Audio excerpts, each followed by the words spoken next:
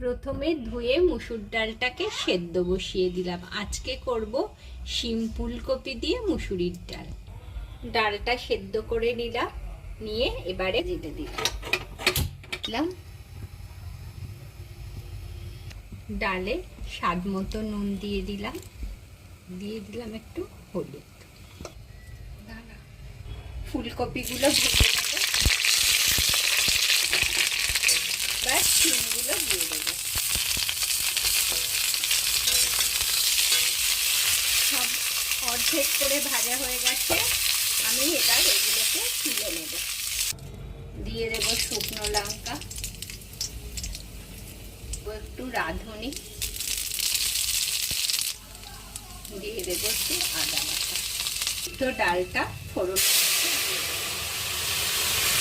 দিয়ে দেব ফুলকপি আর গোটা শিম।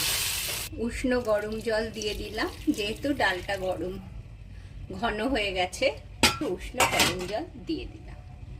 একটু ভালোভাবে সেদ্ধ হোক, ততক্ষণ ডালটাকে আমি ফোটাতে থাকবো।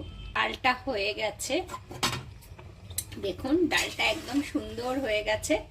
এবার আমি কাঁচা লঙ্কা আর কুচনো ধনেপাতা দিয়ে রেডি করে নেব।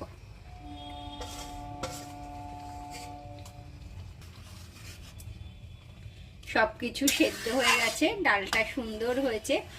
আর এটা চিনি রইল অপশনাল, যারা একটু পছন্দ করেন চিনি দিতে চিনি দেবেন, আর যারা পছন্দ করেন না তারা চিনি দেবেন না। ব্যাস রেডি আজকে শিম ফুলকপি দিয়ে মুসুরির ডাল।